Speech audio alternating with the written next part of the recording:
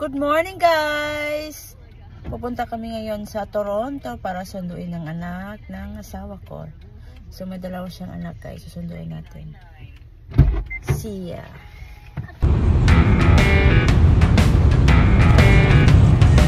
Three hours lang yung biyahe namin today guys kasi nasa Toronto yung mga bata.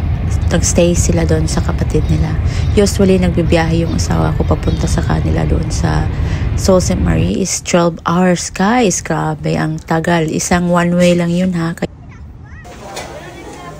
Nakuha na namin yung mga bata guys. At of course, syempre, tadaan talaga kami sa pambansang pagkain. Charot. Sa talaga, sa Jollibee. Hindi talaga mawawala yan. Kasi minsan lang tayo pumunta sa Toronto guys. Kaya ayan, papunta na kami pa uwi guys. Pagod ang lahat. At yan yung mga anak niya. Say hi guys.